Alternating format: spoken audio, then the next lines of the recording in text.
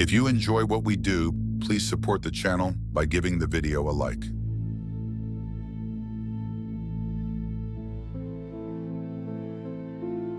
In the middle of the Dazed Garden stands this four-storied cadaver of a building. Years ago, it was home to many residents, a couple of families, a few students, and some retirees. Now the house is nothing more than a decrepit panorama for bleak clouds. Wild toad flax spreads through the splintered masonry, covering its windows with ladylike fingers. Some branches diffuse through cracks in windows, others beck upwards across the roof tiles, dangling on the other side like marionettes. Ornamenting this somber palette of ossified colors, the house has lulled itself to sleep with memories of its past, not even disturbed by thuds of dry acorns on the cracked, cemented path. Time has stopped here. Every now and then, curious passers-by press their foreheads against the rusty gates of the garden, desperately squinting through the mist. None dare to climb over and enter. You too have been passing by, peeking through the gates, wondering about the empty garden and the house, and like everyone else, you too never dared to enter. Until now. With your face pressed against the gates, you notice something in one of the second-floor windows. It's a speck of light, a really tiny one. You cup your hands and squint through the mist, and there it is again. What is that all about, you wonder? After all, the house has been abandoned for 30 years now, and to your knowledge, no one set foot inside ever since. That's when curiosity finally prevails over apprehension and common sense. And so you make that decision. You look around to make sure no one is watching you. You climb on top of the gate, carefully make your way above its Gothic serration, then jump 7 feet down on the cemented path of the garden. The light in the window still shimmers, flashing its gaze like a beacon from an abandoned lighthouse. Slowly you make your way along the forking path through the garden towards the house. Your steps are quiet and soft, as if you are trying not to wake a sleeping banshee. You pass by the fountain bench, noticing some random penchants of the past. A book that must have been left by a scatterbrained resident, a gardener glove tucked between moldy pebbles. The ghastly mist disperses as you reach the entrance of the house. You stomp your feet to shake juniper needles off your shoes, and that's when you hear it. It's the house cringing in its sleep. As you put your foot on the first stair, you can feel it breathe faster and shift eyelids side to side. It must be finally noticing your presence. Second stair, and the house no longer reacts to squeaks, but only shivers with its myriads of entangled spider webs. Like a comatose patient, it momentarily opens its eyes, gapes around with multiple eye sockets, then falls back into vegetative slumber. One flight of stairs and the door to your left is the one you need. It's not locked. You try to push, and after a few tries, the door finally huffs and gives in. Swarms of microscopic dust specks perform pirouettes around you in all directions before fading from sight, beckoning you, the intruder, to enter this sanctuary presided by darkness. You hesitate, but you step in. You light a match, and molecules of light bounce off the walls, revealing the long corridor, seemingly longer than the building itself. How? Oh wait, there's another door to your left. You try the knob, but it's locked. Next to the door, you notice a coat rack with nothing on it, but a little headscarf. Then to your right, you see what looks like a kitchen with a bathroom pod and piles of some debris. Don't go in there, just keep on walking straight. The corridor soon ends, and you come face to face with a wide set of double doors. This time you open them with ease. Welcome to the living room. Whatever sunlight penetrates through the dappled window is not enough for you to see anything. You light another match and look around. You see rows of books with eroded titles stacked on shelves. Then further down, an open piano looking like a smiling imbecile with missing front teeth.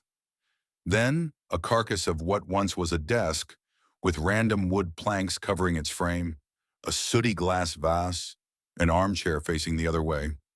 Wait, you think you see someone sitting in that armchair? You hold your breath.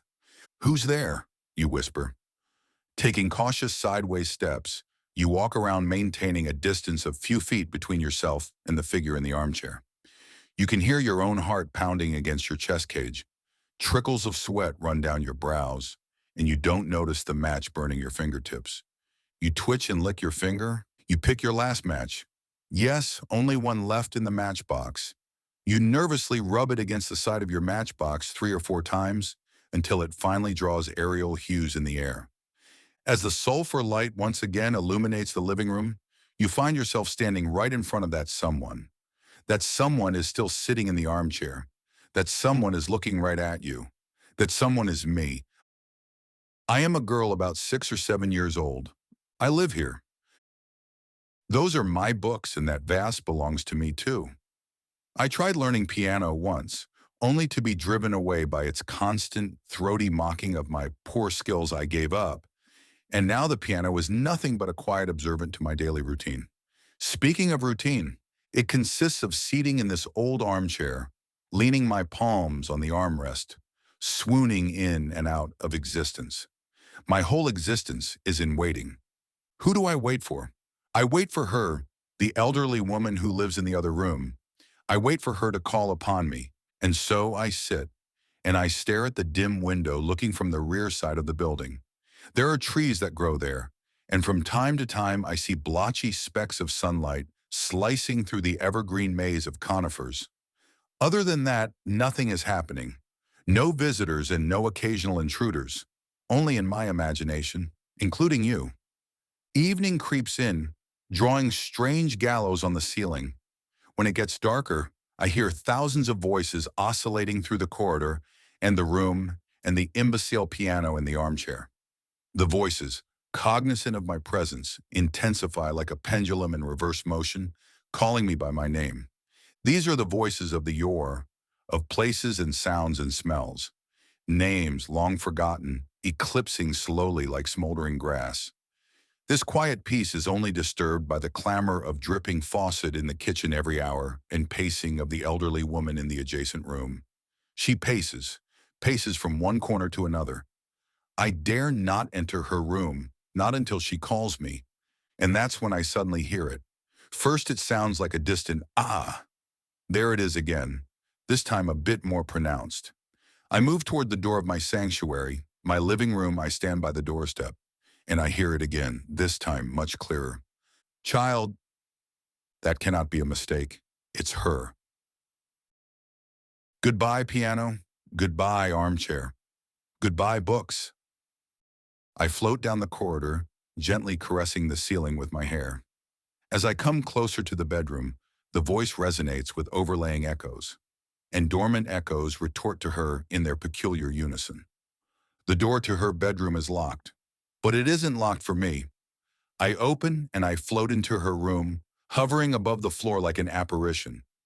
Faint light from a lantern, situated on a nightstand, is enough to only uncover a few feet of the room, and one may wonder if this is the same light that beacons through the window, inviting adventurous intruders. As I enter the old woman's room, I gaze through the sumptuously furnished room, down the arabesque wall tapestry with arching necks of draped chandeliers. I've never been here before, and my childish curiosity takes over. Below the tattered decorations of oval coving, I notice old photographs hung on manifold nooks. The aura above the lantern gives some unwanted colors to the otherwise black and white photographs. I notice sallow inscriptions in the corner of each photograph. I try to read it first, but I hear a voice reading it for me. Jacob F. Haynes. I turn to the far corner of the room where the voice came from. It must be her, the elderly woman sitting in the armchair in the dark corner of the room.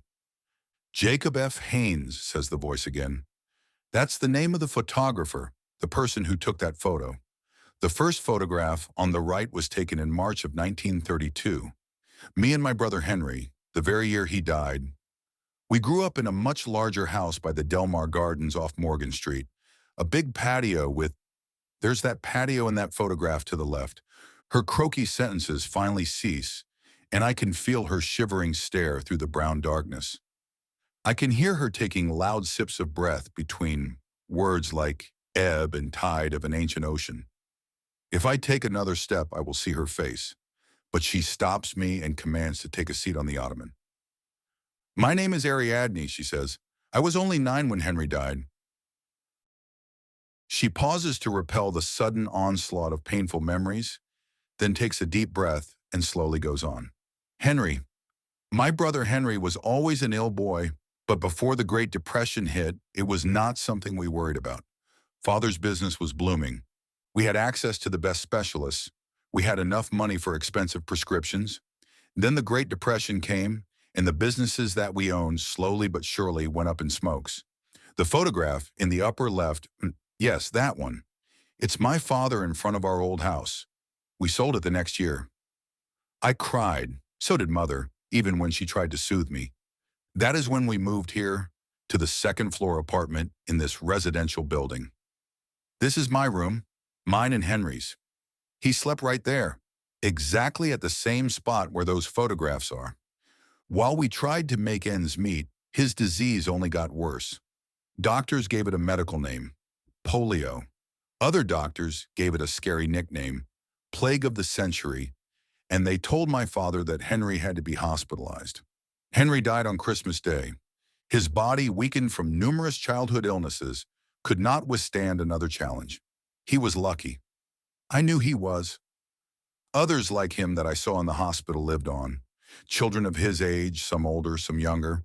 They were being placed in wooden boxes where nurses stimulated their lungs to breathe. They called it iron lungs. It was supposed to save them, but it only inflicted more pain. Henry never went through that. He was lucky. He died peacefully on Silent Night. She stops again. Emotions must have combed through her throat, weakening tongue muscles for a moment, but she knows she has very little time left, and her words like columns of blind men meander towards me, never breaking formation. That photograph in the middle is of me and my mother in 1944 at the train station. Few days after we received the Western Union telegram from Adjutant General, who was deeply saddened to inform us that my father, who was previously reported missing in action, was killed in Holland.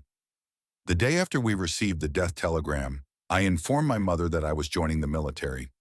She did not try to dissuade me. I remember her look, like an abyss or staring back at you. We stood at the train station and posed for one final photo for 30 cents. That photo right there. And then I was off on a train to the naval base in Newfoundland. Then across the Atlantic to tread on the battlegrounds where my father fought once. Military nurse, Army Nurse Corps, blue khaki olive uniforms. Then the war was over. That photograph below, that's me in Paris. 1945, late spring. Flowers that they used to sell only on Rue de Lyon. His door with the cowbell ring that made me laugh. I can hear it, that putrid stench of the nearby canal. I can smell it. The loaves he baked for me with shelled peas, he called it poi pain. I can taste it. And the way he looked at me when I came by their family bakery and rang the cowbell and asked for another poi pain, and the secret signal that only he and I shared. I cherished it. The alcove where we met under the pillows of lilac, and my name that he pronounced so funny, Aki Atna. It made me smile. The letters we wrote to each other with those strange curves he would put above vowels that made his handwriting so special.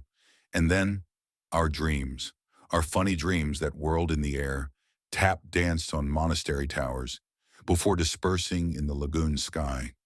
She looks at the tall clock on the other side of the room. It doesn't work. She knows that. But old reflexes are hard to break. She coughs and hollow echoes play parrot with her. 1947, the photograph on the top right. Me back in this apartment after 3 years of being away. Like a pebble thrown in the air. I came back to say goodbye to Mother. That tumor they found in her skull was supposed to keep her alive for only 1 month. Enough for me to come back and lay her down to rest. She lived for 2 years. It was just the two of us in this apartment, me and her tumor. We shared our days in this room, sometimes walking downstairs and glistening under the fountain in the garden. Me reading, tumor nodding and asking me for a release. I refused to grant one. Tumor understood and obeyed. I spoke to the apathy in her eyes and to the tumor. The fountain water would occasionally splash dead mosquitoes on her gray dress. I wiped them. From time to time she tried to talk.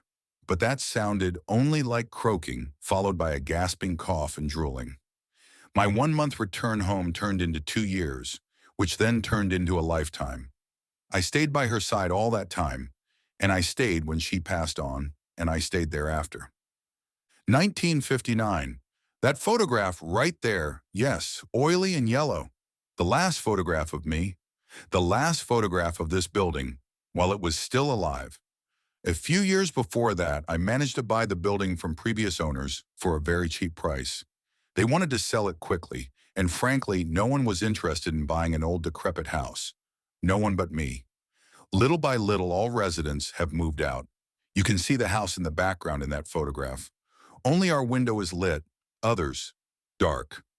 Like an eternal pendulum, I remain the soul beating heart of the house. Hollow echoes of the room cough harder, turning the moribund space into a compilation of sibilating blasts. She plays parrot with them. I am sensing the end. Child, come closer, closer, closer. She is lifting the sateen veil off her face, and for a moment stares into the emptiness of the room, with memories curling up like coils of white smoke, then drifting towards me. I catch them all. I am gliding right above her. I am imbibing her memories.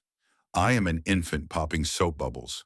Her last thoughts are pulsating like concluding baritone of the tall clock, pushing into its final slow-motion ticks. I can hear her. Time. It plays with musical notes on her faces, hops between waves onto the parched shells of her lips, toys with the crest of her wrinkles, then gyres upwards with hissing sighs. I come closer, closer, closer, until my curls become hers, until my young body and hers become one. Her voice, her face, and that empty apathy in her eyes turns into a childish curiosity. Blooming flowers tessellate the raptured skin like a warm spring rain after a dry winter. The world is new again. The house takes its last breath and dies. The elderly woman's head rests on the armchair. They die together, and the speck of light slowly floats out of her chest towards me. I reach out and I catch it. The speck of light, the same one that you, the intruder, saw moments ago behind the gate. The same light that ignited your curiosity and made you climb over the gates through the misty garden, down the forking path to the staircase, upstairs to the apartment, through the corridor to this very room, only to find nothing in here. By then, I will be already gone. I will have already bid my farewell to the dead house and parted with the garden and the gates and the needled junipers and the derelict fountain. I am outside the gates now. I stride merrily down the street to the market square on my way to the new life. I am ready to live again. My name is Ariadne. I am 6 or 7.